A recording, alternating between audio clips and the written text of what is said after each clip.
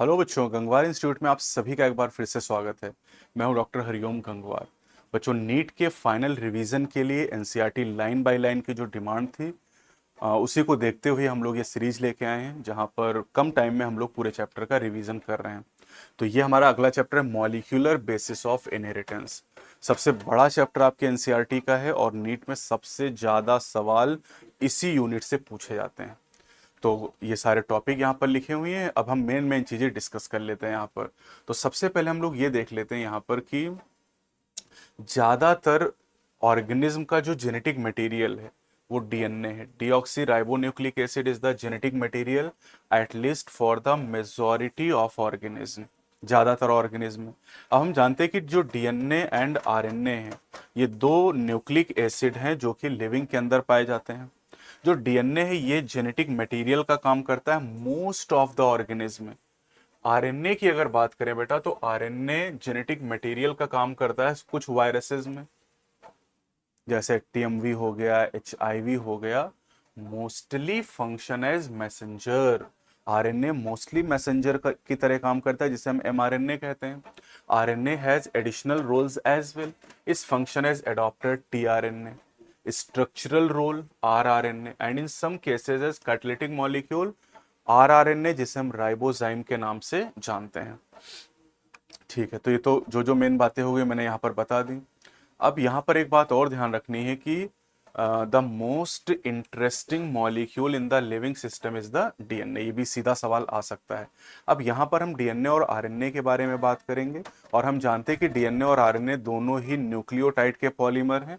तो DNA is a long polymer of deoxyribonucleotide. ये nucleotide है यहाँ पर। अब डीएनए है तो डीऑक्सीराइबोन्यूक्लियोटाइड, आरएनए के केस में राइबोन्यूक्लियोटाइड हो जाएगा। The length of DNA is usually defined as number of nucleotide or a pair of nucleotide referred to as base pair present in it. अब यहाँ पर अगर बैक्टीरियोफेज 5x174 की बात करें तो 5386 न्यूक्लियोटाइड है, और न्यूक्लियोटाइड मतलब सिंगल स्टैंडर्ड डीएनए है। बैक्टीरियोफेज लैम्डा की बात करें तो 48502 बेस पेयर होते हैं। ई कोलाई बैक्टीरिया में 4.6 मिलियन बेस पेयर हैं, और haploid content of human DNA में 3.3 बिलियन बेस पेयर हैं। हैप्लॉयड कंटेंट यानी अगर ह्यूमन डीएनए पूछा जाएगा तो यहां पर आपका आंसर 6.6 बिलियन बेस पेयर हो जाएगा। अगला टॉपिक है structure of a polynucleotide chain. तो अगर हम पॉलीन्यूक्लियोटाइड चेन जैसे डीएनए या आरएनए की बात करें तो ये न्यूक्लियोटाइड से बने होते हैं। न्यूक्लियोटाइड मोनोमर होता है, और न्यूक्लियोटाइड में 3 कंपोनेंट होते हैं। एक नाइट्रोजनस बेस होता है, पेंटोज शुगर होती है जो कि राइबोज होती है आरएनए में, डीऑक्सीराइबोज डीएनए में, और एक फॉस्फेट ग्रुप होता है। अब अगर हम नाइट्रोजन बेसेस की बात करते हैं बेटा, तो नाइट्रोजन बेस जो होते हैं वो दो तरह के होते हैं, प्यूरिन एंड पिरिमिडिन। प्यूरिन में अगर हम बात करें तो प्यूरिन में आते हैं adenine and guanine, and pyrimidine में साइटोसिन, यूरेसिल एंड थाइमिन। अब अगर हम पिरिमिडिन में देखें तो साइटोसिन कॉमन है बोथ डीएनए आरएनए में। वैसे हम ये कह सकते हैं कि एडेनिन, ग्वानिन, साइटोसिन ये डीएनए आरएनए में कॉमन है, and thymine is present in DNA. Uracil is present in RNA at the place of thymine. अब नाइट्रोजन बेस जो होता है वो लिंक होता है OH of 1 prime carbon of pentose sugar through an glycosidic linkage to form a nucleoside, जैसे adenosine या deoxyadenosine, guanosine या डीऑक्सीग्वानोसिन, साइटिडीन या डीऑक्सीसाइटिडीन, एंड यूरिडीन या डीऑक्सीथाइमिडीन, या डीऑक्सीथाइमिडीन को थाइमिडीन भी कह सकते हैं। अब करें जब एक फॉस्फेट ग्रुप यहां पर अटैच हो जाएगा, phosphate group is link to OH of 5 prime of the nucleoside through phosphoester bond, a corresponding nucleotide or deoxynucleotide depending on type of sugar present is formed। अब करें दो न्यूक्लियोटाइड कैसे जोड़ेंगे, तो दो न्यूक्लियोटाइड लिंक होते हैं 3 prime 5 prime phosphodiester linkage to form a dinucleotide, और जब और ज्यादा न्यूक्लियोटाइड जुड़ेंगे तो बनेगा पॉलीन्यूक्लियोटाइड, और पॉलीन्यूक्लियोटाइड को ही न्यूक्लिक एसिड कहते हैं, डीएनए या आरएनए। अब करें जो पॉलीमर है उसमें एक एंड पे फ्री फॉस्फेट होगा, जिधर फॉस्फेट फ्री होगा उसे 5 प्राइम एंड बोलेंगे, और जिधर हाइड्रोक्सिल ग्रुप फ्री होगा उसे 3 प्राइम बोलेंगे। तो ये आपको बात ध्यान रखनी होगी। अब जैसे आप अगर ग्लाइकोजन की बात करें पॉलीसैकेराइड, तो वहां पर जो लेफ्ट एंड होता है वो नॉन रिड्यूसिंग होता है, राइट एंड रिड्यूसिंग होता है। प्रोटीन की बात करें तो लेफ्ट होता है एन टर्मिनल, राइट होता है सी टर्मिनल, है ना। तो यहाँ पर लेफ्ट और राइट का कॉन्सेप्ट नहीं, जिधर फॉस्फेट फ्री होगा वो 5 प्राइम, जिधर हाइड्रोक्सिल फ्री होगा वो 3 प्राइम ग्रुप हो जाएगा। अब यहाँ पर जो बैकबोन है, डीएनए की जो बैकबोन है, इसका फॉर्मेशन कौन करता है? शुगर और फॉस्फेट करते हैं। और जो नाइट्रोजन बेसेस होते हैं बेटा, ये बैकबोन से प्रोजेक्ट होते हैं अंदर की तरफ। आरएनए और डीएनए में क्या क्या अंतर हमें पता चले? आरएनए और डीएनए की अगर बात करें तो आरएनए में राइबोज है, डीएनए में डीऑक्सीराइबोज है, आरएनए में यूरेसिल, डीएनए में थाइमिन। तो 2 लेवल पे अंतर है। तो करें in RNA every nucleotide molecule has an additional OH group present at the 2 prime position of the ribose. Ribose के 2 प्राइम पे OH है, जबकि डीएनए में डीऑक्सीराइबोज शुगर के 2 प्राइम पे H है, ऑक्सीजन नहीं, तभी तो उसको कहते हैं डीऑक्सीराइबोज। राइबोज में से ऑक्सीजन हटा दिया। Also in RNA the uracil is found at the place of thymine। Thymine का एक नाम और याद करना है, 5-methyl uracil। This is another chemical name for thymine. अब डीएनए की डिस्कवरी की गई फ्रेडरिक मिशर नाम के साइंटिस्ट के द्वारा 1869 में, और इन्होंने न्यूक्लिन नाम दिया था। 1953 में वाटसन एंड क्रिक नाम के साइंटिस्ट के द्वारा डीएनए का स्ट्रक्चर बताया गया, और ये डीएनए का जो डबल हेलिकल मॉडल है, ये बेस्ड था x ray diffraction data produced by Wilkins and Franklin. साथ ही साथ ये बेस्ड था, this proposition was also based on Erwin Chargaff, यानी चारगाफ के रूल पर भी बेस्ड था। और चारगाफ रूल कहता है कि डबल स्टैंडर्ड डीएनए के लिए एडेनिन और थाइमिन बराबर होते हैं और ग्वानिन और साइटोसिन बराबर होते हैं। एडेनिन थाइमिन के बराबर होता है और ग्वानिन साइटोसिन के बराबर हो जाएगा। डीएनए के डबल हेलिकल मॉडल के कुछ सेलिएंट फीचर आपको ध्यान रखने होंगे। डीएनए बना होता है 2 पॉलीन्यूक्लियोटाइड चेन से, जहां पर बैकबोन का फॉर्मेशन कौन करता है? Sugar phosphate, and bases projected inside. 2 chain जो होती हैं वो एंटी पैरेलल पोलैरिटी में पाई जाती है। इसका मतलब अगर एक चेन 5 से 3 डायरेक्शन में रन कर रही तो दूसरी 3 प्राइम टू 5 प्राइम होगी। Bases in the 2 strand are pair through hydrogen bond forming base pair. अब एडेनिन 2 हाइड्रोजन बॉन्ड बनाता है थाइमीन के साथ में, और ग्वानिन 3 हाइड्रोजन बॉन्ड बनाता है साइटोसिन के साथ में। और इस तरीके से हमेशा purine comes opposite to pyrimidine, और इस वजह से यूनिफॉर्म डिस्टेंस आती है दोनों स्ट्रैंड के बीच में, और ये डिस्टेंस 20 एंगस्ट्रॉम होती है, जिसे विथ भी कहा जाता है। 2 चेन राइट हैंडेड फैशन में क्वाइलिंग करती हैं। पिच होती है डीएनए की 34 एंगस्ट्रॉम, नैनोमीटर मत याद करिएगा, एंगस्ट्रॉम आप याद करिएगा। और एक पिच में 10 बेस पेयर होते हैं, एक पिच में 10 बेस पेयर होते हैं। यहाँ पर हाइड्रोजन बॉन्ड एडेनिन थाइमिन के बीच में 2, ग्वानिन साइटोसिन के बीच में 3 दिखाई भी दे रहे हैं आपको। और इस वजह से अगर हम देखें तो बेस पेयर के बीच में जो डिस्टेंस होगी वो 3.4 एंगस्ट्रॉम हो जाएगी। 2 बेस पेयर के बीच में 3.4 एंगस्ट्रॉम हो जाएगी। अब करें कि एक बेस पेयर का प्लेन दूसरे बेस पेयर पे स्टैक करता है, और हाइड्रोजन बॉन्ड के अलावा ये हेलिकल स्ट्रक्चर को एडिशनल स्टेबिलिटी प्रोवाइड करता है। ठीक है, अब क्रिक की बात करें तो क्रिक के द्वारा सेंट्रल डॉगमा को प्रपोज किया गया। सीधा सवाल आएगा, और इसमें यह कहा गया जेनेटिक इंफॉर्मेशन डीएनए से आरएनए और आरएनए से प्रोटीन की डायरेक्शन में फ्लो होती है। डीएनए से डीएनए का फॉर्मेशन रेप्लिकेशन कहलाता है, डीएनए से आरएनए का फॉर्मेशन ट्रांसक्रिप्शन, और एमआरएनए से प्रोटीन का फॉर्मेशन ट्रांसलेशन। यही सेंट्रल डॉगमा है। लेकिन कुछ वायरसेस में इंफॉर्मेशन रिवर्स डायरेक्शन में फ्लो होती है, आरएनए से डीएनए। इस घटना को हम लोग रिवर्स ट्रांसक्रिप्शन के नाम से जानते हैं, एचआईवी में पाया जाएगा।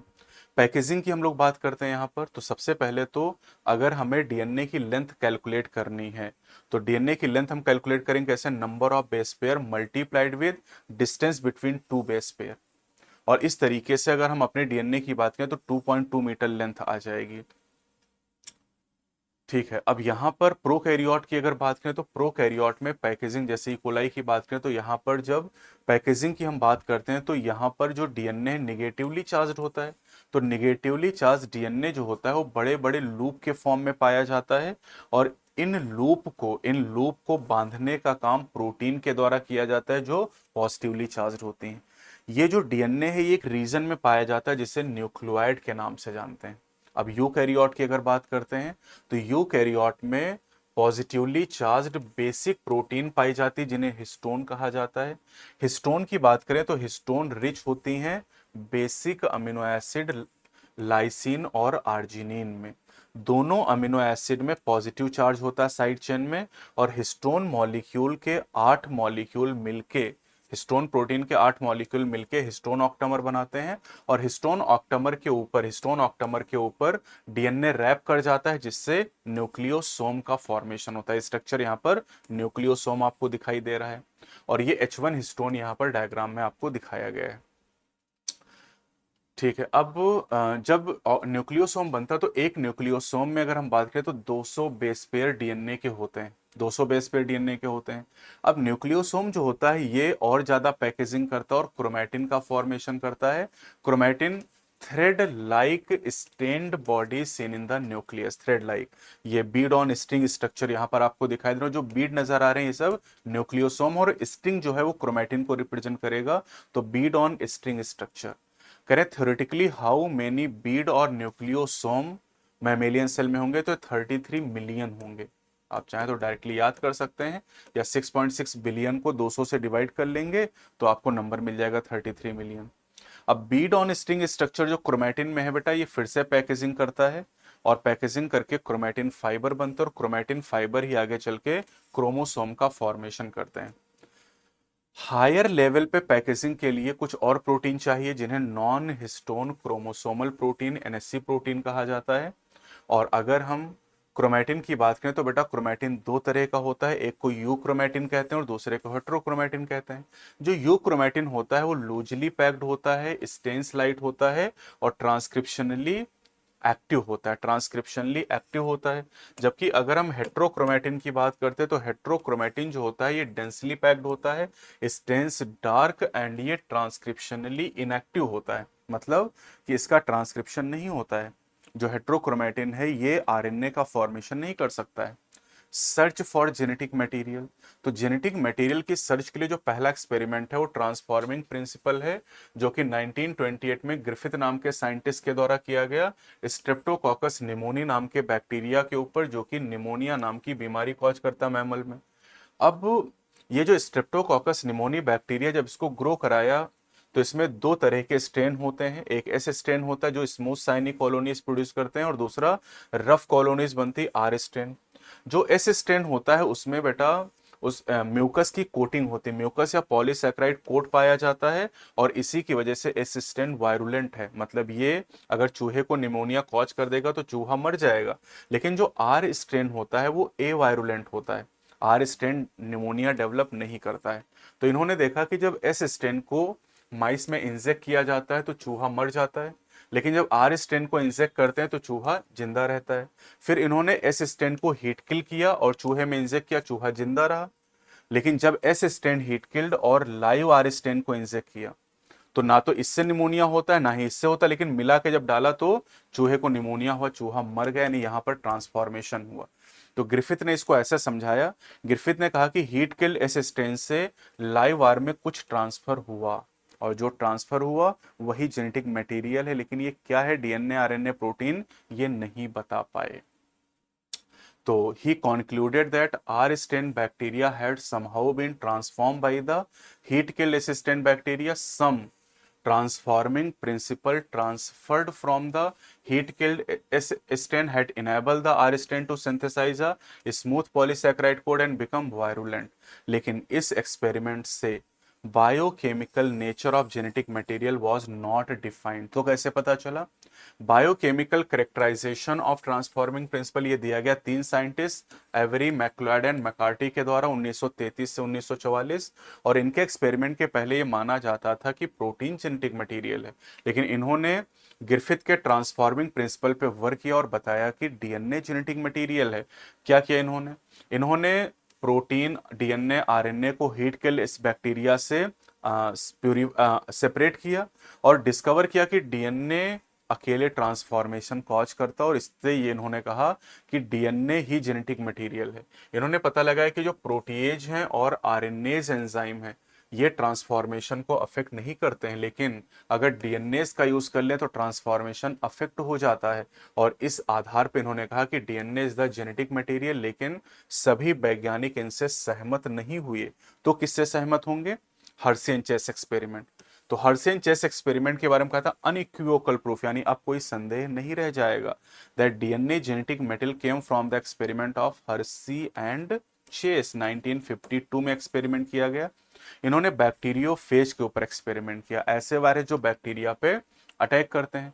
इन्होंने बैक्टीरियोफेज को दो अलग अलग मीडियम में ग्रो कराया, कुछ को रेडियो एक्टिव फास्फोरस में ग्रो कराया और कुछ को रेडियो एक्टिव सल्फर में ग्रो कराया। जिनको रेडियो एक्टिव फास्फोरस में ग्रो कराया उनमें रेडियो एक्टिव डीएनए हो गया, लेकिन प्रोटीन रेडियो एक्टिव नहीं था। और जिनको रेडियो एक्टिव सल्फर में ग्रो कराया उनमें जो प्रोटीन है वो रेडियो एक्टिव हो गया, रेडियो एक्टिव प्रोटीन हो गया। क्या पता चला यहां पर? पता ये चला कि अगर रेडियो एक्टिव सल्फर का यूज किया जाएगा तो यह साबित होगा कि जो डीएनए है, रेडियो एक्टिव सल्फर का यूज करेंगे तो पता चलेगा कि protein is not the genetic material. और जब रेडियो एक्टिव फास्फोरस का यूज करेंगे तो यह साबित होगा DNA is the genetic material. तो दोनों बातें साबित हो गई। हर्शी चेस एक्सपेरिमेंट में 3 स्टेप हैं, इन्फेक्शन, ब्लेंडिंग एंड सेंट्रीफ्यूगेशन। तो ये आप याद करेंगे यहां पर, इन्फेक्शन, ब्लेंडिंग एंड सेंट्रीफ्यूगेशन। तो DNA is the genetic material that is passed from virus to bacteria. लेकिन इसके बाद हमें कुछ ऐसे वायरसेस के बारे में पता चला कि जहां पर in some viruses RNA is the genetic material, जैसे टोबैको मोज़ेक वायरस, जैसे क्यूबी बैक्टीरियोफेज, इनमें आरएनए जेनेटिक मटेरियल। तो फिर साइंटिस्ट ने कुछ क्राइटेरिया बना दिए, और कोई भी मॉलिक्यूल अगर जेनेटिक मटेरियल है तो उसको एक क्राइटेरिया फॉलो करने पड़ेंगे। ठीक, कौन से क्राइटेरिया? 4 क्राइटेरिया। पहला क्राइटेरिया है रेप्लिका, मतलब अपना रेप्लिकेशन करने की क्षमता होनी चाहिए। दूसरा, स्टेबिलिटी होनी चाहिए। तीसरा, म्यूटेशन की संभावना होनी चाहिए जो कि इवोल्यूशन के लिए जरूरी है। और साथ ही साथ एक्सप्रेशन, यानी अपने आप को एक्सप्रेस कर सकें, प्रोटीन का फॉर्मेशन कर सकें। जिस मॉलिक्यूल में ये चारों क्राइटेरिया होंगे वही जेनेटिक मटेरियल होगा।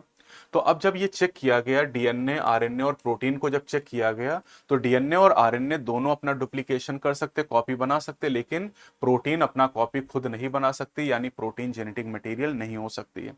दूसरा क्राइटेरिया क्या रखा गया? दूसरा क्राइटेरिया था, ये तो पहला हो गया। दूसरा क्राइटेरिया स्टेबिलिटी। तो genetic material should be stable. Life cycle बदलने पर, एज बदलने पर, फिजियोलॉजी बदलने पर जेनेटिक मटेरियल में चेंज नहीं आना चाहिए। ग्रिफिथ के ट्रांसफॉर्मिंग प्रिंसिपल से भी स्टेबिलिटी साबित होती है, क्योंकि हीट किल करने के बाद भी एस स्टेन बैक्टीरिया के डीएनए की जो म्यूकस कोट बनाने की क्षमता थी वो खत्म नहीं हुई। अब अगर हम आरएनए की बात करें तो आरएनए में 2 प्राइम ओएच ग्रुप होता है, और इसकी वजह से आरएनए जो होता है बेटा वो रिएक्टिव हो जाता है। और रिएक्टिव होने का मतलब है कि स्टेबिलिटी कम हो जाएगी, क्योंकि दोनों इनवर्स रिलेटेड होते हैं। तो इसकी वजह से आरएनए लेबाइल हो जाता है एंड इजीली डिग्रेडेबल, आसानी से नष्ट होता है। आरएनए कैटालिटिक भी होता है, एंजाइम की तरह काम करता है, इसलिए रिएक्टिव, रिएक्टिव है मतलब स्टेबिलिटी कम हो जाएगी। तो DNA chemically is less reactive and structurally more stable when compare to RNA. और इस वजह से अगर हम इन दोनों को कंपेयर करें तो डीएनए बेटर जेनेटिक मटेरियल है, और इसीलिए ज्यादातर ऑर्गेनिज्म में डीएनए ही जेनेटिक मटेरियल होता है। अब करें कि थायमीन का पाया जाना यूरेसिल की जगह पर, यह भी डीएनए को एडिशनल स्टेबिलिटी प्रोवाइड करता है। क्यों? ये एक्सप्लेनेशन आपके सिलेबस में नहीं है। अब तीसरा क्राइटेरिया है डीएनए और आरएनए दोनों में म्यूटेशन की क्षमता है, लेकिन अगर हम आरएनए की बात करें वो अनस्टेबल है, इसलिए म्यूटेशन उसमें फास्टर रेट से होता है। और इस वजह से जिन वायरस में जेनेटिक मटेरियल आरएनए है और जिनकी लाइफ स्पैन शॉर्टर है, उनमें म्यूटेशन और एवोल्यूशन बहुत तेजी से होता है। अब बात करते हैं एक्सप्रेशन की। तो जेनेटिक मटेरियल अपने आप को एक्सप्रेस कर सकता हो, तो आरएनए डायरेक्टली प्रोटीन के लिए कोड कर सकता है और इसलिए इजीली अपने कैरेक्टर को एक्सप्रेस कर सकता है, लेकिन डीएनए प्रोटीन बनाने के लिए आरएनए पर डिपेंड करता है। तो हम ये कह सकते हैं कि डीएनए और आरएनए दोनों जेनेटिक मटेरियल का काम करते हैं, लेकिन डीएनए ज्यादा स्टेबल होने की वजह से स्टोरेज के लिए बेहतर है, लेकिन ट्रांसमिशन ऑफ जेनेटिक इंफॉर्मेशन के लिए आरएनए बेटर जेनेटिक मटेरियल है। और अगर हम देखें तो आरएनए पहले इवॉल्व हुआ। RNA was the first genetic material और आरएनए की अगर हम बात करें तो आरएनए से ही डीएनए का विकास हुआ। DNA has evolve from RNA with chemical modification. Chemical modification दो तरह की हुई है, शुगर और बेस में। शुगर में 2 प्राइम पे OH की जगह O गायब हुआ, मतलब डीऑक्सीजनेशन हुआ। और यूरेसिल यूरेसिल में 5 प्राइम पे मिथाइल जुड़ गया, तब थायमीन का फॉर्मेशन हुआ। रेप्लिकेशन की बात करें तो डीएनए का जो रेप्लिकेशन स्कीम है, डीएनए के जो रेप्लिकेशन स्कीम है, ये स्कीम ऑफ रेप्लिकेशन ये प्रोवाइड की गई वाटसन एंड क्रिक के द्वारा 1953 में। क्या कहा इन्होंने? वाटसन क्रिक ने कहा, it has not escaped our notice that the specific pairing we have postulated immediately suggest a possible copying mechanism for genetic material। इस स्कीम में क्या बताया गया? इस स्कीम में बताया गया कि the scheme suggested that 2 strand would separate, दोनों स्ट्रैंड अलग होंगे एक दूसरे से डीएनए के, and act as template for the synthesis of new complementary strand after the completion of replication each DNA molecule would have one parental and one newly synthesized strand। this scheme was termed as semi conservative DNA replication। तो semi conservative DNA replication scheme दी किसने थी? Watson and Crick ने 1953 में, और इसको proof किया गया 1958 में प्रोकैरियोट में मेजरसन स्टॉल के द्वारा और यूकैरियोट में टेलर के द्वारा। बहुत इंपॉर्टेंट क्वेश्चन है। डीएनए के रेप्लिकेशन की सेमी कंजर्वेटिव स्कीम दी किसने थी? वाटसन क्रिक ने। अब एक्सपेरिमेंटल प्रूफ की हम लोग बात कर लेते हैं यहां पर।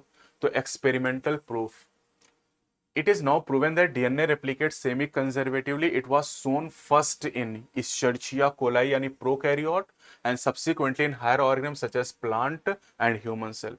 Michelson and Stoll performed the following experiment in 1958। इन्होंने E. coli को ग्रो कराया अमोनियम क्लोराइड में, जहां पर N15 लिया गया जो कि एक हैवी आइसोटोप नाइट्रोजन का है, और N14 जो होता है वो लाइट आइसोटोप होगा। ये ध्यान रखना है कि जो नाइट्रोजन 15 है ये रेडियो एक्टिव आइसोटोप नहीं है, तो यानी इसको हम डेंसिटी के आधार पर अलग कर सकते हैं। और इसीलिए यहां पर जो टेक्निक है वो है caesium chloride density gradient centrifugation technique का यहां पर यूज किया गया। क्या ध्यान देना है आपको? ध्यान ये देना है कि ई कोलाई जो है 20 मिनट में डिवाइड करता है। यहां पर बस दो बातें ध्यान रखनी है। हर 20 मिनट के बाद डीएनए का अमाउंट डबल हो जाएगा।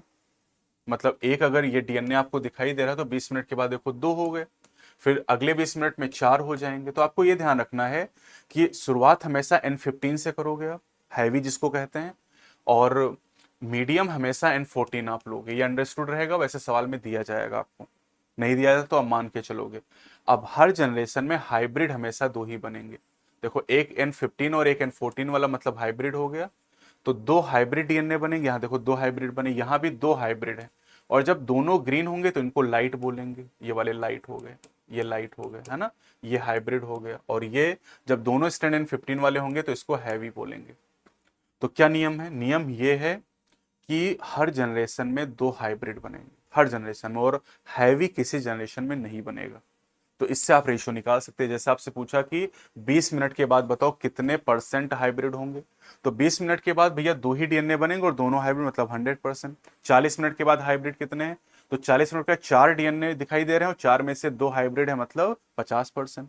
आप कहे कि 60 मिनट के बाद बताओ, तो अब 4 से 8 हो जाएंगे, 8 में 2 हाइब्रिड होंगे और 6 लाइट होंगे, मतलब 1:3 का रेशियो, मतलब यहाँ 25% हाइब्रिड बनेंगे। क्या नियम बताया मैंने? हर जनरेशन में 2 हाइब्रिड होंगे, हैवी कभी बनेगा नहीं। तो हैवी जब पूछेगा तो 0% करोगे किसी भी जनरेशन में। ये सब यहां लिखा हुआ है। अब कह रहे हैं कि ऐसा एक्सपेरिमेंट यूज किया गया टेलर नाम के साइंटिस्ट के द्वारा रेडियो एक्टिव थाइमिडीन का यूज करके, और ये एक्सपेरिमेंट टेलर के द्वारा किया गया विसिया फाबा फाबा बीन के ऊपर। और इसमें यह कहा गया कि DNA in chromosome also replicate semi conservatively. और ये एक्सपेरिमेंट भी 1958 में ही किया गया था, लेकिन 1958 में पहले प्रोकैरियोट में प्रूफ हुआ और फिर यूकैरियोट में विशिया फाबा में प्रूफ हो गया। अब आते हैं रेप्लिकेशन के लिए मशीनरी और एंजाइम की हम लोग बात करते हैं। तो देखिए यहां पर जो मेन एंजाइम होता है, ई कोलाई का रेप्लिकेशन दिया गया है। जो मेन एंजाइम होता है ये है DNA dependent DNA polymerase. Transcription में DNA dependent RNA polymerase enzyme use होगा वहां पर, सिंपली आप इसको डीएनए पॉलीमरेज कह सकते हैं। अब ये डीएनए पॉलीमरेज एंजाइम बहुत ही एफिशिएंट एंजाइम है, क्योंकि ये लार्ज नंबर में न्यूक्लियोटाइड का पॉलीमराइजेशन बहुत कम टाइम में करता है।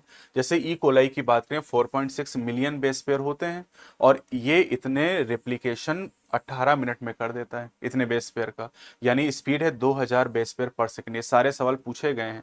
आप कह रहे हैं कि ये एंजाइम केवल फास्ट ही नहीं बल्कि बहुत ही एक्यूरेसी के साथ काम करता है, क्योंकि अगर कोई गलती हुई तो इससे म्यूटेशन हो जाएगा।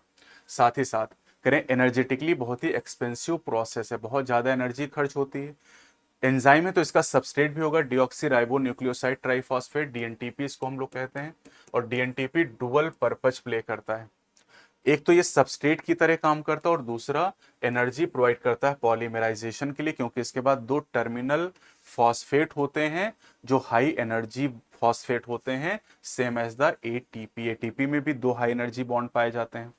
अब डीएनए पॉलीमरेज के अलावा और भी एंजाइम की रिक्वायरमेंट यहाँ पर होती है, लेकिन उनके बारे में ज्यादा कुछ बताया नहीं गया है। अब यहाँ पर कह रहे हैं कि डीएनए का एक छोटा सा हिस्सा पहले ओपन होता है, क्योंकि एनर्जी की रिक्वायरमेंट बहुत ज्यादा होती है, और जो हिस्सा ओपन होता है उसे रेप्लिकेशन फॉर्क के नाम से हम लोग जानते हैं। अब डीएनए डिपेंडेंट डीएनए पॉलीमरेज केवल 5 प्राइम से 3 प्राइम डायरेक्शन में ही काम कर सकता है, और इसीलिए कुछ कॉम्प्लिकेशन भी आ जाते हैं। कुछ कॉम्प्लिकेशन आ गए, कैसे कॉम्प्लिकेशन करें कि जिस टेम्पलेट की पोलैरिटी 3 से 5 होगी उस पे रेप्लिकेशन कंटिन्यूअस होगा, लेकिन जिसकी पोलैरिटी 5 to 3 उस पर डिसकंटिन्यूअस सिंथेसिस होगी। और डिसकंटिन्यूअसली सिंथेसाइज फ्रेगमेंट को ओकाजाकी फ्रेगमेंट कहते हैं, जिन्हें बाद में डीएनए लाइगेज के द्वारा जोड़ दिया जाता है। ये देख सकते हैं आप।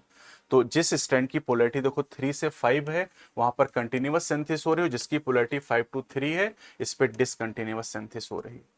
डिसकंटिन्यूअस सिंथेसिस वाले यहाँ पर आपको अलग अलग छोटे छोटे पार्ट दिखाएंगे, जिनको डीएनए लाइगेज बाद में जोड़ देगा यहाँ पर। ठीक है। अब कह रहे हैं कि DNA polymerase on their own cannot initiate the process of replication. Also, the replication does not initiate randomly at any place in the DNA. कह रहे ई कोलाई में डेफिनेट रीजन होते हैं जहां से रेप्लिकेशन शुरू होता है, इन्हें ओरिजिन ऑफ रेप्लिकेशन ओराई कहते हैं, और ये हम बायोटेक में डिटेल में पढ़ ही लेंगे। कह रहे हैं कि ओराई की रिक्वायरमेंट की वजह से ही अगर हम डीएनए को यूज करते हैं रिकॉम्बिनेंट डीएनए टेक्नोलॉजी में, तो एक वेक्टर की जरूरत पड़ती है। वेक्टर जो होता है वो प्रोवाइड करता है ओरिजिन ऑफ रेप्लिकेशन। जैसे एक वेक्टर आप पढ़ेंगे PBR322, तो उसमें ओराई आपको मिलेगा। साथ ही साथ यूकैरियोट की अगर बात करें तो डीएनए का जो रेप्लिकेशन होता है वो सेल साइकिल की एस फेज में होता है, और अगर डीएनए का रेप्लिकेशन हो जाए लेकिन सेल डिवीजन ना हो डीएनए रेप्लिकेशन के बाद में, तो इससे पॉलीप्लॉइडी आ जाती, जो कि क्रोमोसोमल एबनॉर्मेलिटी या एनोमली हो जाएगा। अब आते हैं अगले प्रोसेस पे चलते हैं, दैट इज ट्रांसक्रिप्शन। ट्रांसक्रिप्शन का मतलब होता है डीएनए से आरएनए का फॉर्मेशन। तो the process of copying genetic information from one strand of DNA into RNA is termed as transcription. करें यहां भी रूल ऑफ कॉम्प्लीमेंटेरिटी फॉलो होता है, लेकिन यहां पर adenosine complement now form base pair with uracil instead of thymine. अब दो बातें यहां पर ध्यान रखनी। पहली चीज, रेप्लिकेशन दोनों स्ट्रैंड का होता है, ट्रांसक्रिप्शन एक स्ट्रैंड का होगा डीएनए के। ठीक है। दूसरी चीज, अगर एक बार सेल में रेप्लिकेशन शुरू हुआ तो पूरा डीएनए रेप्लिकेट होगा, लेकिन ट्रांसक्रिप्शन में डीएनए का एक सेगमेंट ही इन्वॉल्व होगा। तो in transcription only one strand and only one segment is involve. जो स्ट्रैंड इन्वॉल्व होगा उसको टेम्पलेट कहेंगे, जो नहीं इन्वॉल्व होगा उसको कोडिंग स्ट्रैंड कहेंगे। जो सेगमेंट इन्वॉल्व होगा उस सेगमेंट को ट्रांसक्रिप्शन यूनिट के नाम से हम लोग जानते हैं। ठीक है। तो देखिए, in transcription only a segment of DNA and only one of the strands is copied into RNA. तो segment is called transcription unit and strand is called template strand. तो चलिए, ट्रांसक्रिप्शन यूनिट क्या है? This is the segment of DNA which will be transcribed. तो transcription unit के तीन part हैं, promoter, structural gene and terminator यहां पर हो जाएंगे। अब करें कि यहां पर एंजाइम जो है वो है DNA dependent RNA polymerase. Replication में डीएनए डिपेंडेंट डीएनए पॉलीमरेज था, और ये एंजाइम भी 5 प्राइम से 3 प्राइम डायरेक्शन में काम करता है, और इसीलिए जिस स्ट्रैंड की पोलैरिटी 3 से 5 होती है उसे टेम्पलेट कहते हैं। और जिसकी पोलैरिटी 5 to 3 होती है उसे कोडिंग स्ट्रैंड के नाम से जाना जाता है। और कोडिंग स्ट्रैंड किसी चीज के लिए कोड नहीं करता है, लेकिन जो रेफरेंस पॉइंट होता है, जो रेफरेंस होते हैं, वो कोडिंग स्ट्रैंड से ही लिए जाते हैं। ठीक है, अब देखो एग्जाम में आंसर कैसे करना है। ये देखो 3 से 5 प्राइम वाला स्टैंड लिखा हुआ है, इसको टेम्पलेट कह रहे हैं, और जो 5 से 3 वाला लिखा हुआ है इसको हम लोग कोडिंग कह रहे हैं। अब इससे आपको आरएनए बनाना है। एग्जाम में मान लीजिए आरएनए पूछा गया, तो अगर टेम्पलेट वाले से आप आंसर करोगे, टेम्पलेट वाले से आंसर करोगे तो रूल ऑफ कॉम्प्लीमेंटेरिटी लगाओगे। और कोडिंग से अगर आंसर करना है, कोडिंग से आंसर करने के लिए केवल थाइमीन को हटा के यूरेसिल लगा दो, बाकी कोई चेंज मत करो। यानी अगर इससे आपको यहां पर आरएनए बनाना, तो देखो अगर मैं इससे बनाऊं, टेम्पलेट से अगर बनाऊं तो लिखा है एटीजीसी लिखा है, आरएनए हमेशा 5 प्राइम से शुरू होगा। अब एटीजीसी तो कॉम्प्लीमेंट्री लगाओ, ए का कॉम्प्लीमेंट्री यू, टी का कॉम्प्लीमेंट्री ए, जी का कॉम्प्लीमेंट्री सी, और सी का कॉम्प्लीमेंट्री जी। ये 3 प्राइम की तरफ बनाते चले जाओगे। ये टेम्पलेट से आपने आंसर किया। कोडिंग से आंसर करने में केवल थाइमीन की जगह यूरेसिल लगाना है, बाकी कोई चेंज नहीं करना है। तो थाइमीन की जगह यूरेसिल लगा दो, ये देखो यूरेसिल लगाया, और उसके बाद ए सी जी, ए सी जी, फिर आगे फिर थाइमीन है यहां पर, फिर यूरेसिल लगा दो। तो कोडिंग से आंसर करना आसान है, आंसर आपका सेम आएगा, चाहे आप टेम्पलेट से करो कोडिंग से करो। क्या बताया, टेम्पलेट से आंसर करते समय रूल ऑफ कॉम्प्लीमेंटेरिटी लगाना है, कोडिंग से आंसर करने के लिए आपको केवल थाइमीन हटा के यूरेसिल लगानी, आंसर आपका सेम आएगा। ध्यान ये रखना कि आरएनए हमेशा 5 प्राइम से 3 प्राइम डायरेक्शन में ही बनेगा। क्लियर है बात। तो चाहे जैसा आंसर आप कर लो। अब ट्रांसक्रिप्शन यूनिट को आप देखो, ट्रांसक्रिप्शन यूनिट में 3 पार्ट है, promoter, structural gene and terminator. अब प्रमोटर किस तरफ है, प्रमोटर 5 प्राइम पे है। आप कहेंगे सर 3 पे भी नहीं, प्रमोटर 5 प्राइम पे कोडिंग स्ट्रैंड से पोलैरिटी चेक करेंगे। और टर्मिनेटर को देखें तो टर्मिनेटर जो 3 प्राइम पे माना जाएगा, कोडिंग से पोलैरिटी को हम लोग यहां पर डिटरमाइन करते हैं। और जो प्रमोटर होता है उसको हम आगे मानते हैं, अप स्ट्रीम हमेशा मानते हैं, और जो टर्मिनेटर होता है उसे डाउन स्ट्रीम मानते हैं। ये देखिए टर्मिनेटर जो होता है ये 3 प्राइम एंड पे है, और इसे डाउन स्ट्रीम मानते हैं। और रेफरेंस कहां से ले रहे हैं, कोडिंग से ले रहे हैं। जो प्रमोटर है ये 5 प्राइम एंड पे है, इसे अपस्ट्रीम माना जाता है। ठीक, अब आगे और थोड़ा सा हम लोग बढ़ते हैं। हम जानते हैं कि gene is the functional unit of inheritance. ठीक है, फंक्शनल यूनिट ऑफ इनहेरिटेंस। अब जीन की बात करें तो बेटा जीन में जो कोडिंग सीक्वेंसेस होते हैं उन्हें सिस्ट्रॉन का नाम दिया जाता है। ठीक है, जीन में जीन का जो पार्ट या सिस्ट्रॉन वो सेगमेंट डीएनए का है जो प्रोटीन के लिए कोड करता है। ठीक है, सिस्ट्रॉन वो सेगमेंट है डीएनए का that code for the protein और पॉलीपेप्टाइड। अब अगर हम प्रोकैरियोट की बात करें तो P for prokaryote, P for पॉलीसिस्टोनिक gene, और मोनोसिस्टोनिक जीन यूकैरियोट में सीधे आपको याद कर लेना है। अब जो मोनोसिस्टोनिक जीन होते हैं वो स्प्लिट जीन होते हैं। स्प्लिट जीन इसलिए क्योंकि यहां पर 2 तरह के सीक्वेंसेस होते हैं, एक्सॉन और एंट्रॉन। जो कोडिंग या एक्सप्रेस्ड सीक्वेंस उन्हें एक्सॉन कहते हैं, और जो एंटरवेनिंग या नॉन कोडिंग सीक्वेंसेस होते हैं उन्हें एंट्रॉन का नाम दिया जाता है। एंट्रॉन और intervening sequences do not appear in mature और प्रोसेस्ड आरएनए। ठीक, अब आते हैं type of RNA and process of transcription. Bacteria की बात करें बेटा तो बैक्टीरिया में 3 मेजर टाइप के आरएनए होते हैं, mRNA messenger, tRNA transfer, and rRNA ribosomal RNA. All the 3 RNAs are needed to synthesize a protein in a cell. mRNA provide the template, mRNA template का काम करता है। tRNA brings the amino acid and reads the genetic code.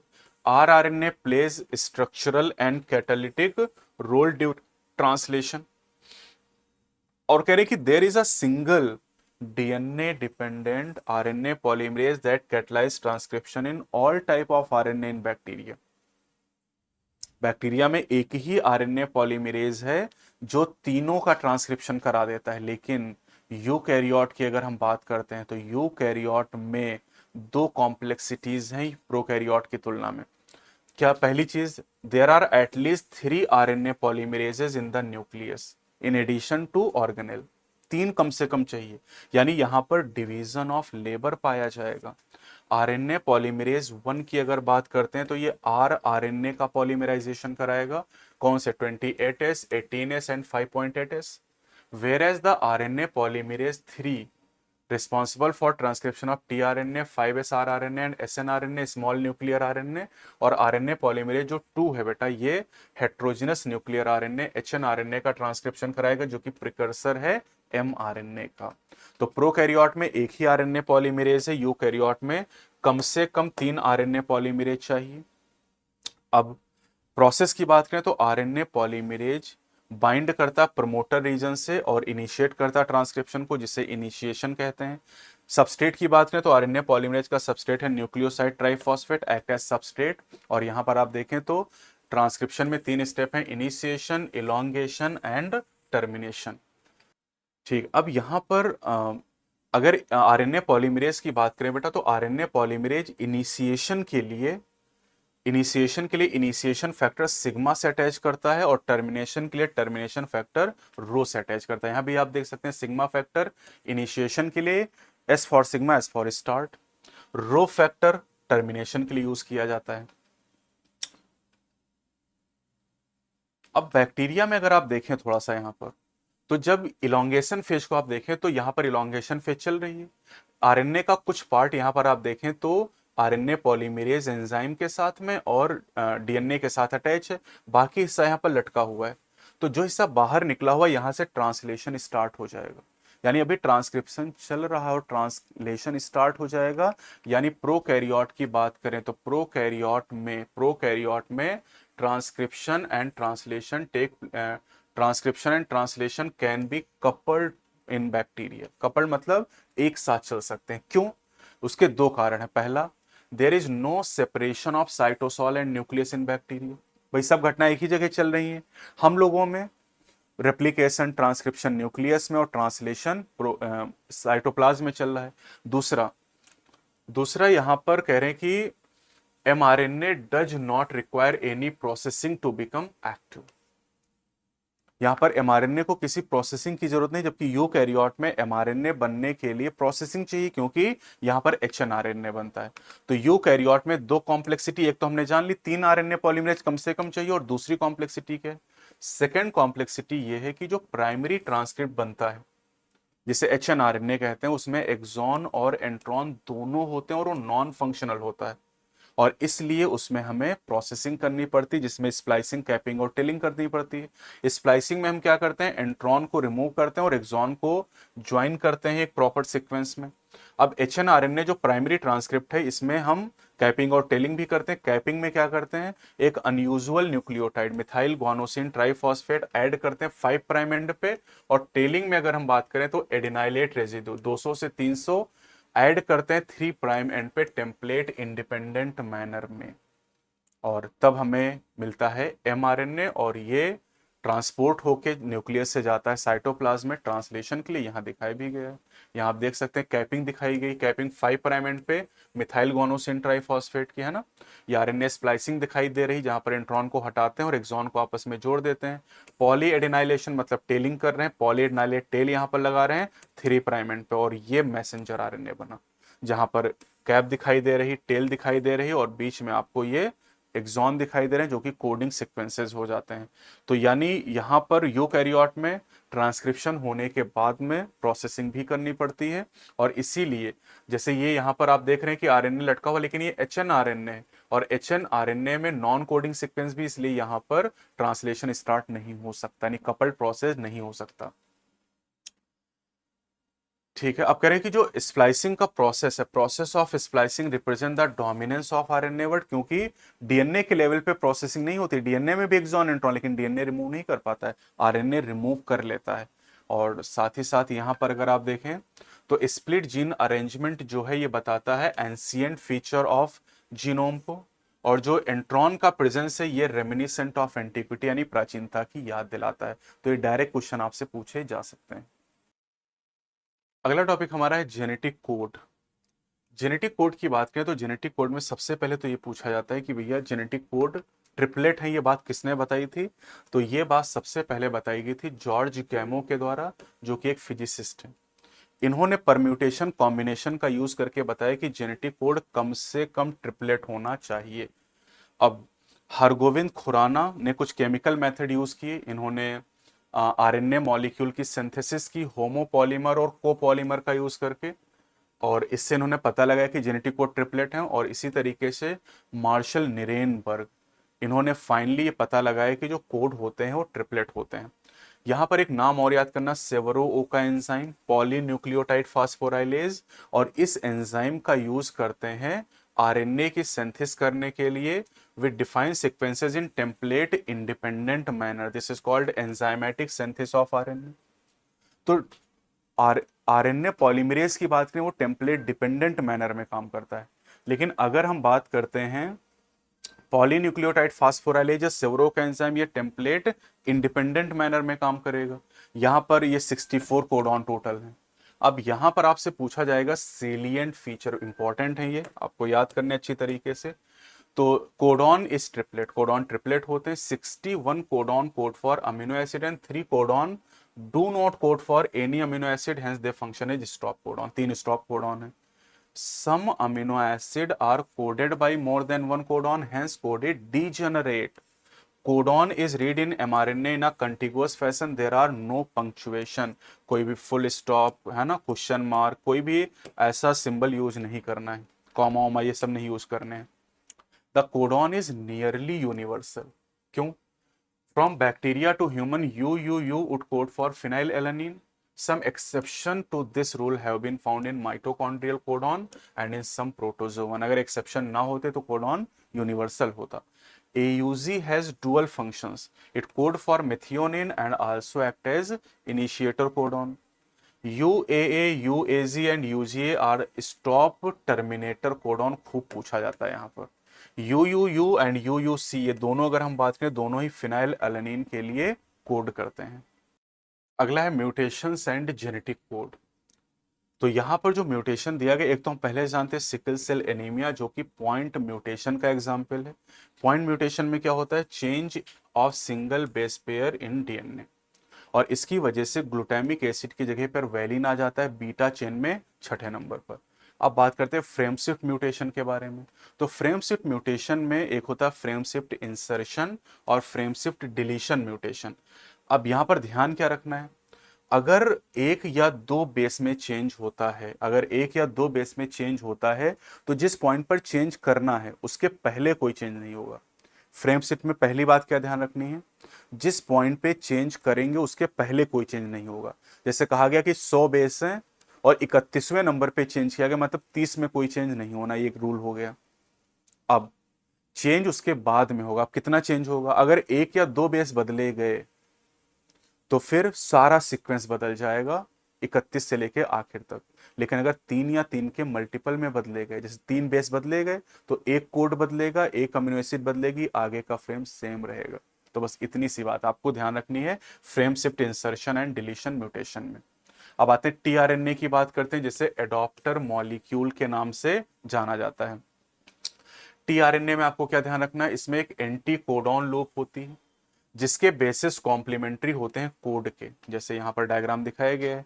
तो anti codon loop ये दिखाई दे रही है यहाँ पर, और इसमें ये कोडॉन है एजीयू जो कि सेरीन को कोड करता है। एंटी कोडॉन कॉम्प्लीमेंट्री से निकाल लोगे आप, एंटी कोडॉन याद नहीं करने होते हैं। कोडॉन एमआरएनए पर होते हैं और एंटी कोडॉन टीआरएनए पर होंगे, ठीक। साथ ही it has an amino acid acceptor and ये arm which bind to the amino acid. यहाँ पर देख सकते हैं 3 प्राइम एंड जो टीआरएनए का है वहां पर अमीनो एसिड बंधा हुआ है, ठीक। TRNA are specific for each amino acid. 20 तरह के अमीनो एसिड हैं, 20 तरह के टीआरएनए होंगे। For initiation there is another tRNA, एक इनिशिएशन के लिए और टीआरएनए होगा जिसे इनिशिएटर टीआरएनए कहते हैं। There are no tRNAs for stop codon, stop codon के लिए कोई टीआरएनए नहीं। अब दो बातें ध्यान रखना है, सेकेंडरी स्ट्रक्चर टीआरएनए का क्लोवर लीफ लाइक होता है, जो कि डायग्राम में दिखाया गया क्लोवर लीफ लाइक स्ट्रक्चर, लेकिन अगर एक्चुअल पूछें तो ये इन्वर्टेड एल लाइक होता है। अब आते हैं ट्रांसलेशन यानी प्रोटीन सिंथेसिस की बात करते हैं। तो translation refers to the process of polymerization of amino acid to form a polypeptide और protein. The order and sequence of amino acid are defined by the sequence of bases in the mRNA. जैसा code होगा उसी हिसाब से protein में amino acid का sequence हो जाएगा। Amino acid are joined by bond which is known as peptide bond, इसे हम जानते हैं। Formation of peptide bond require energy, यहाँ पर एनर्जी रिक्वायर्ड होगी, और इसलिए फर्स्ट फेज अगर पूछा गया तो फर्स्ट फेज में itself amino acid are activated in the presence of ATP and link to their cognate tRNA, a process commonly called as charging or charging of tRNA और aminoacylation of tRNA. तो cognate का मतलब है हर amino acid का अपना specific tRNA उसी के साथ जुड़ेगा। और करें if two such charge tRNA are brought close enough, formation of peptide bond between them would be favored energetically.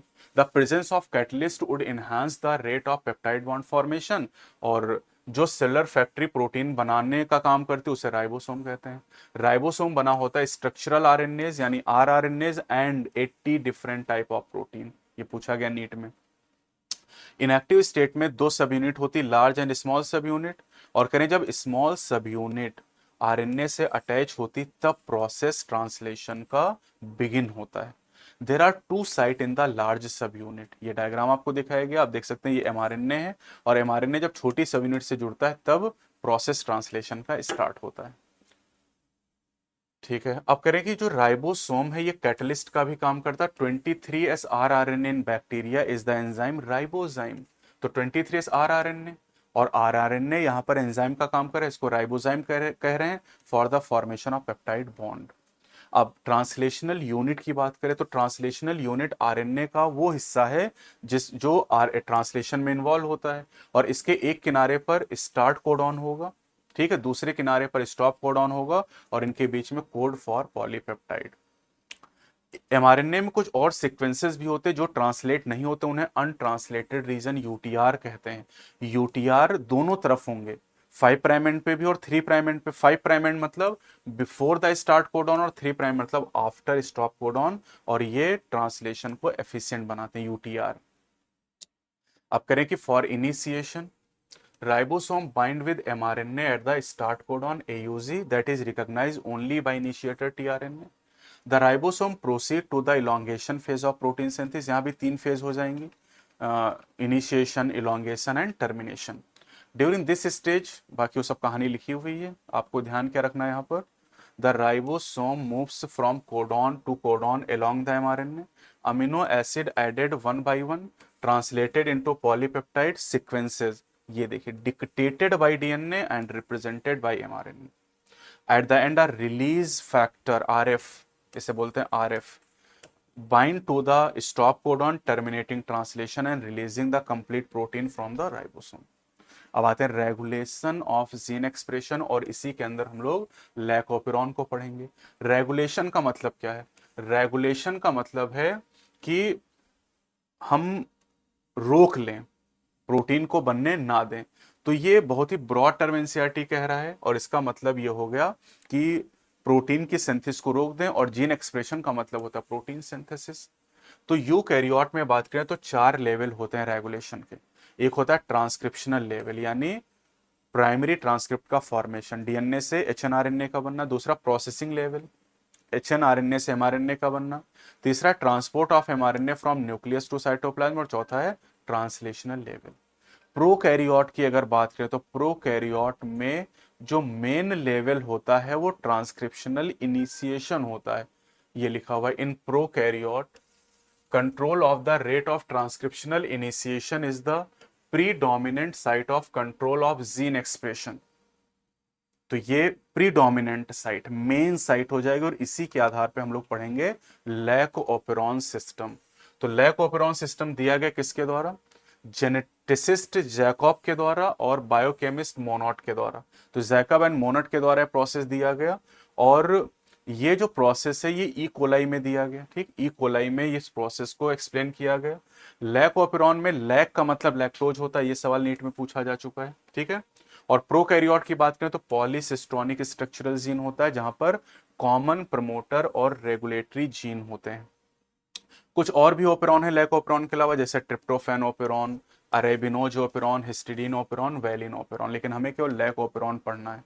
अब लैक-ओपेरॉन की बात करें तो यहाँ पर सीक्वेंस आपको याद करना, पीपोजिया, PIPOZYA, जहां पर पी प्रमोटर है, आई रेगुलेटरी जीन है, और आई जो है ये इनहिबिटर से आया है। पी यहाँ पर promoter, O operator, Z Y A ये स्ट्रक्चरल जीन हो जाएंगे, जहां पर जो जेड है ये कोड करता है बीटा गैलेक्टोसाइडेज के लिए, वाई परमीएज के लिए और ए ट्रांसएस्टाइलेज के लिए। जो बीटा गैलेक्टोसाइडेज है ये लैक्टोज को कन्वर्ट करता है ग्लूकोज प्लस गैलेक्टोज में कन्वर्ट करता है। परमीएज परमिबिलिटी को बढ़ाने का काम करता है, वही सब यहाँ लिखा हुआ है। Lac operon consist of one regulatory gene, the i gene, here i does not refer to inducer, rather it derive from the word inhibitor. Three structural gene यहां पर है, z Y a. The i gene code for the repressor of the lac operon. I gene आप देख सकते हैं refresher mRNA बनाता है, जिससे रिप्रेशर प्रोटीन का फॉर्मेशन होता है। Z code for the beta galactosidase beta gal, which is mainly responsible for hydrolysis of disaccharide lactose into monomeric unit galactose and glucose. The Y gene code for the permease, which increases permeability of the cell to the beta galactoside, यानी lactose की बात कर रहा है beta galactoside. The A gene code for transacetylase, A gene transacetylase के लिए code कर रहा है। Hence all the three gene product in lac operon are required for metabolism of lactose. In most other operon as well, the gene present in the operon are needed together to function in the same or related metabolic pathway. अब अगर inducer नहीं, inducer कौन हो सकता है? Inducer lactose होगा या एलोलैक्टोज होगा, लैक्टोज या एलोलैक्टोज। अगर इंड्यूसर नहीं तो रिप्रेशर प्रोटीन जो बन रही है ये ऑपरेटर से जाके बाइंड करेगी, जिससे आरएनए पॉलीमरेज प्रमोटर से बाइंड नहीं कर पाएगा और ट्रांसक्रिप्शन नहीं होगा, और जरूरत भी नहीं है क्योंकि ट्रांसक्रिप्शन होने से एंजाइम बनेंगे, और अभी लैक्टोज नहीं तो बीटा गैल बन के करेंगे क्या? तो इसे कहते हैं कि भैया लैक ऑपरॉन स्विच ऑफ हो गया या ऑफ हो गया। अब अगर इंड्यूसर है मतलब लैक्टोज या एलोलैक्टोज है, तो इंड्यूसर रिप्रेसर से जुड़ जाएगा और उसको इनएक्टिव कर देगा, तो आरएनए पॉलीमरेज प्रमोटर से जुड़ जाएगा और ट्रांसक्रिप्शन का इनिशिएशन हो जाएगा, और इनिशिएशन के बाद लैक एमआरएनए बनेगा और उसके बाद एंजाइम बन जाएंगे, और अब एंजाइम चाहिए क्योंकि सेल में लैक्टोज है।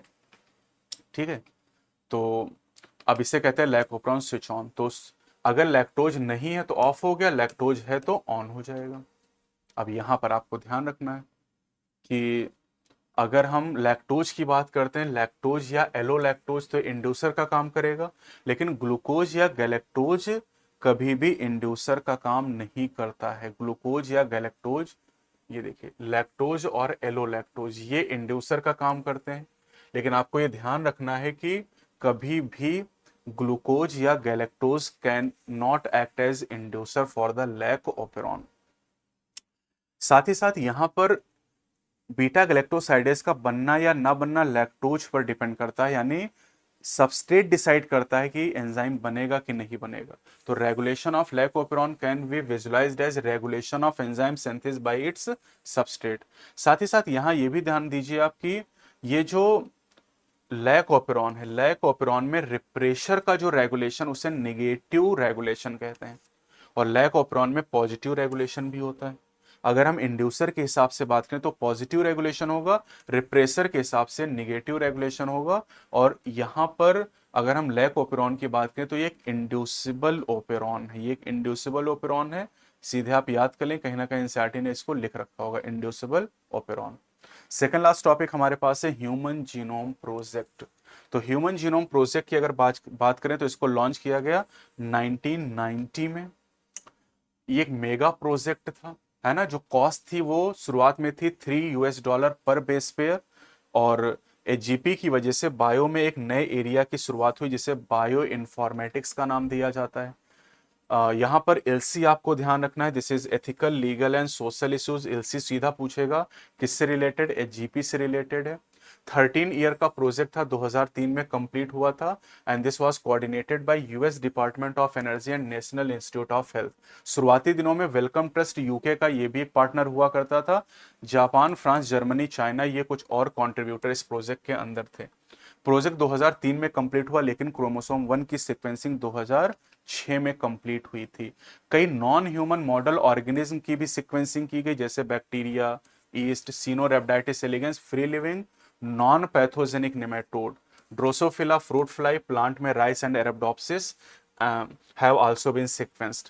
मेथोडोलॉजी की बात करें तो दो अप्रोच यहां पर यूज किए गए, दो मेजर अप्रोच यहां पर यूज किए गए। पहला जो अप्रोच है वहां पर उन जीन को आइडेंटिफाई करते हैं जो एक्सप्रेस करते हैं एज आरएनए, एज आरएनए।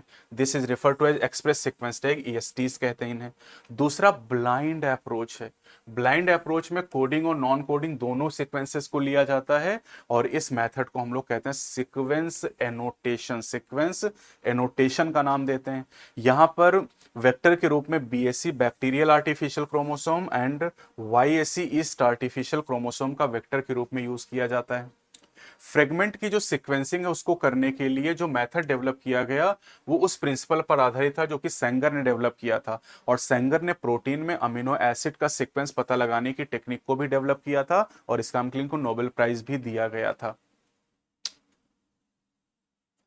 ठीक है, अब टोटल अगर हम देखें तो ह्यूमन जीनोम प्रोजेक्ट में 24 क्रोमोसोम की सीक्वेंसिंग की गई, जिसमें 22 ऑटोसोम थे, एक एक्स और एक वाई था। और इन 24 में सबसे लास्ट क्रोमोसोम की सीक्वेंसिंग क्रोमोसोम 1 की कंप्लीट हुई मई 2006 में। और इसका रीजन भी है कि क्रोमोसोम 1 पे जीन का नंबर सबसे ज्यादा होता है। ठीक, अब आते हैं सेलियन फीचर। यहां से सवाल पूछे जाते हैं तो इसको आप याद करेंगे। ठीक है, तो सेलियन फीचर में human genome contain 3164.7 million base pair. Billion में कन्वर्ट करेंगे तो 3.1647 बिलियन में आ जाएगा ये। तो कोई एक डेटा आप याद कर लेना यहाँ पर। ठीक है, the average gene consist of 3000 basis but size, अगर हम सबसे बड़े जीन की बात करें तो लार्जेस्ट नोन ह्यूमन जीन है डिस्ट्रॉफिन, जिसमें 2.4 मिलियन यानी 24 लाख बेसेस हैं। टोटल जीन जो एस्टिमेट किए गए थे वो 80 हजार से 1,40,000, लेकिन मिले कितने, केवल 30,000 जीन मिले। ये पिछले टेस्ट में भी मैंने पूछा था, विराट कोहली में जीन का नंबर 30,000 हो जाएगा। और लगभग 99.9% न्यूक्लियोटाइड बेसिस एग्जैक्टली सेम है सभी लोगों में, केवल 0.1% का डिफरेंस है। 50% से ज्यादा ऐसे जीन है जिनका काम पता नहीं है। 2% से कम जीनोम प्रोटीन के लिए कोड करता है। रिपीटेड सीक्वेंसेस हमारे जीनोम का एक बहुत बड़ा हिस्सा बनाते हैं।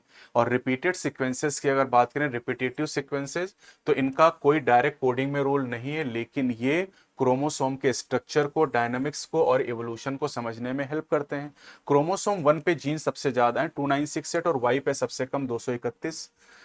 1.4 मिलियन ऐसी लोकेशन है जहां पर सिनिप्स यानी सिंगल न्यूक्लियोटाइड पॉलीमॉर्फिज्म पाया जाता है। ठीक, अब हम लोग आते हैं लास्ट टॉपिक इस चैप्टर का, DNA fingerprinting. 99.9% base sequence same होते हैं, यानी अगर हम लोग बात करें तो 3 × 10⁻9 का अगर 0.1% आप निकालो जहां पर डिफरेंस होता है तो ये 3 मिलियन बेस पेयर आ जाए। 3 मिलियन बेस पेयर में डिफरेंस होता है, ये लिखा हुआ है, इतने बेस पेयर में डिफरेंस होता है।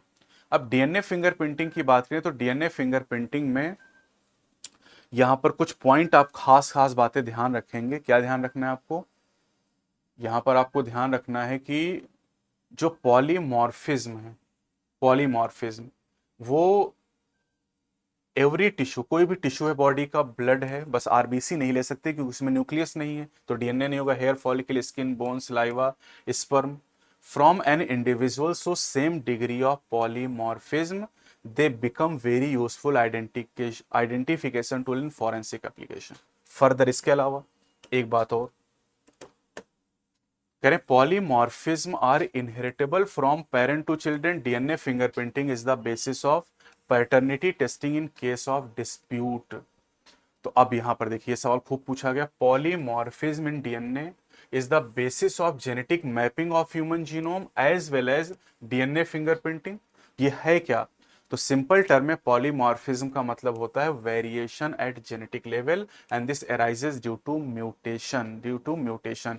एक चीज और ध्यान रख सकते हैं, करें डीएनए पॉलीमॉर्फिज्म की अगर हम बात करते हैं तो डीएनए पॉलीमॉर्फिज्म का ये मतलब ये भी है कि if more than one allele at a locus, locus मतलब जिस जगह पर क्रोमोसोम में जीन लगा होता है, in human population with frequency greater than 0.01, इसको भी पॉलीमॉर्फिज्म कहते हैं, इसको भी पॉलीमॉर्फिज्म कहते हैं। और करें अगर inheritable mutation is observe in a population at high frequency, it is refer to as DNA polymorphism. तो कई सारी चीजें यहां बताई गई हैं। अब डीएनए पॉलीमॉर्फिज्म की टेक्निक को डेवलप किया गया एलेक्स जेफरीज नाम के साइंटिस्ट के द्वारा, और इन्होंने सैटेलाइट डीएनए को प्रोब के तौर पे यूज किया था और इसे इन्होंने कहा था variable number of tandem repeat VNTR. इन्होंने जो टेक्निक यूज की थी वो सदर्न ब्लॉट हाइब्रिडाइजेशन टेक्निक है, और रेडियो लेवल वीएनटीआर प्रोब का यूज किया था, जहां पर 6 स्टेप होंगे सदर्न ब्लॉट में। सबसे पहला है आइसोलेशन ऑफ डीएनए, दूसरा digestion of DNA by restriction endonuclease, separation of DNA fragment by agarose gel electrophoresis, ये सब बायोटेक में हम लोग पढ़ेंगे। ट्रांसफरिंग और blotting of separated DNA fragment to synthetic membrane such as nitrocellulose or nylon, hybridization using labeled VNTR probe and detection of hybridized DNA fragment by ऑटोरेडियोग्राफी। इसका pneumoniae भी आपको बताया था। इंडिया देश सबसे बेस्ट है दोस्तों, तो इससे आप याद भी कर सकते हैं इसको। अब करें जो वीएनटीआर हमने पढ़े हैं, ये जिस क्लास से बिलोंग करते हैं वो सैटेलाइट डीएनए है, जिसे मिनी सैटेलाइट का नाम दिया जाता है। और वीएनटीआर का साइज अगर आप याद करेंगे तो ये हो जाएगा 0.1 से 20 किलो बेस, किलो मतलब हजार, यानी ये हो जाएगा 100 से लेके 20,000 बेस आप कह सकते हैं। और सेंसिटिविटी बढ़ाने के लिए यूज करते हैं पॉलीमरेज चेन रिएक्शन पीसीआर का, यानी एक सिंगल सेल से मिलने वाला डीएनए भी इनफ है डीएनए फिंगरप्रिंटिंग एनालिसिस के लिए। और एक बात और आपको ध्यान रखनी है यहाँ पर कि जो पॉलीमॉर्फिज्म या वीएनटीआर है, this differ from individual to individual in a population except in the case of monozygotic और identical twin। जो एक ही जाइगोट से डेवलप होते हैं उन्हें आइडेंटिकल ट्विन कहा जाता है। तो यहाँ पर आप देख सकते हैं कि दो इंडिविजुअल दिखाए गए, इंडिविजुअल ए और इंडिविजुअल बी दिखाए गए, दोनों में वीएनटीआर आपको दिखाए गए हैं, और ये क्राइम सीन से मिला हुआ है। तो आप देखें अगर यहाँ पर ध्यान से, तो जो पैटर्न आपको नजर आ रहा है, जैसे क्रोमोसोम 16 में देखो वीएनटीआर यहाँ पर 2 हैं और यहाँ पर 1 2 3 4 5। अब यहाँ पर अगर आप देखें तो इंडिविजुअल बी में क्रोमोसोम में 2 और 1 2 3 4 5, यानी जो क्राइम सीन पे डीएनए मिला है वो इंडिविजुअल बी से मैच कर रहा है एग्जैक्टली। आप देख लो यहाँ पर, इसमें आप मैच कर लोगे तो ये पूरा आपको इंडिविजुअल बी की तरह ही दिखाई दे रहा है, यानी जो क्रिमिनल है कौन है, बी हो जाएगा। तो इस तरीके से फॉरेंसिक मेडिसिन में इसका यूज किया जाता है। It has wider application such as in determining population and genetic diversities का पता लगाने के लिए भी। ठीक, अब समरी भी एक बार देख लेते हैं। समरी में करें कि nucleic acid are long polymer of nucleotide, while DNA store genetic information, RNA mostly help in transfer and expression of information. Though DNA and RNA both function as genetic material, but DNA being chemically and structurally more stable is a better genetic material. However, RNA is the first to evolve and DNA was derived from RNA. ये सब बातें NCERT में in language के form में नहीं लिखी, तो NEET में आएगा तो अगर आपने अच्छे से पढ़ा तभी कर पाएंगे। The hallmark of the double helical structure of DNA is the hydrogen bonding between the bases from opposite strand, यानी base pairing. The rule is that adenine pair with thymine through 2 hydrogen bond and guanine with cytosine through 3 hydrogen bond. This makes one strand complementary to each other. तो complementarity का कारण क्या है, hydrogen bonding. The DNA replicates semi-conservatively. The process is guided by the complementary hydrogen bonding. A segment of DNA that code for RNA may be in simplistic term can be referred to as a gene. During transcription also, one of the strand of DNA act as a template to direct the synthesis of complementary RNA. In bacteria, the transcribed RNA is functional, hence can directly be translated. Directly translate होता है, लेकिन eukaryote में जीनेज split, और split होने की वजह से the coding sequences exon are interrupted by non coding sequences intron are removed and exon are joined to produce functional RNA by splicing. The messenger RNA contain the base sequences that are read in a combination of 3 to make a triplet genetic code to code for an amino acid. The genetic code is read again in a principle of complementarity by tRNA and act as an adapter molecule। करें genetic code को भी rule of complementarity के हिसाब से पढ़ा जाता है। There are specific tRNA for every amino acid. हर अमीनो एसिड का अपना एक टीआरएनए है। 20 तरह के अमीनो एसिड हैं तो 20 तरह के टीआरएनए होंगे। The tRNA bind to specific amino acid at one end 3 prime end पे बाइंड करता है and pair through hydrogen bonding with code on mRNA through its anticodon. The site of translation is ribosome. which bind to mRNA and provide platform for joining of amino acid. One of the rRNA act as catalyst for peptide bond formation. 23S rRNA, which is an example of RNA enzyme, that is ribozyme. Translation is process that have evolved around RNA, indicating that life began around RNA. Since transcription and translation are energetically very expensive processes, these have to be tightly regulated. Regulation of transcription is a primary step for the regulation of gene expression. Correct. Regulation of transcription, this is the primary step for the regulation of gene expression in bacteria. More than one gene is arranged together and regulated in unit called as operon.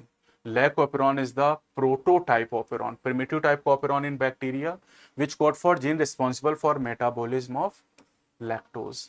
The operon is regulated by the amount of lactose. ये सब language वहां लिखी नहीं, जैसे prototype operon ये NCERT ने main chapter में नहीं लिखा है. Therefore, this regulation can also be viewed as regulation of enzyme synthesis by its substrate. Human genome project की बात की गई यहाँ पर. तो human genome project was a mega project, महापरियोजना, that aimed to sequence every base in human genome. This project has yielded very much new information. Many new areas and avenues have opened up as the consequence of the project. DNA fingerprinting is a technique to find out variations in individuals of a population at DNA level. It works on the principle of polymorphism in the DNA sequences. It has immense application in the field of forensic science, genetic biodiversity and evolutionary biology. तो ये आपका पूरा chapter complete हो गया, molecular basis of inheritance. और summary वाला जो part है ये, इसमें भी काफी नई बातें हमें पता चल रही हैं, जैसे कॉम्प्लीमेंटेरिटी डीएनए में क्यों पाई जा रही है, ड्यू टू बेस पेयरिंग. तो ये सारे प्रोटोटाइप का ओपेरॉन है, लैक ओपेरॉन, ये यहाँ से आपको पता चल रहा है. तो इन सारी बातों को आप ध्यान रखेंगे. तो इस तरीके से एनसीईआरटी लाइन बाय लाइन को हम लोग कवर करते हुए चल रहे हैं. अगले लेक्चर में हम लोग बात करेंगे इवोल्यूशन चैप्टर के बारे में. तो अगर चैनल पे नए तो चैनल को सब्सक्राइब जरूर करें. अगले वीडियो में फिर से मिलेंगे. जय हिंद, जय भारत.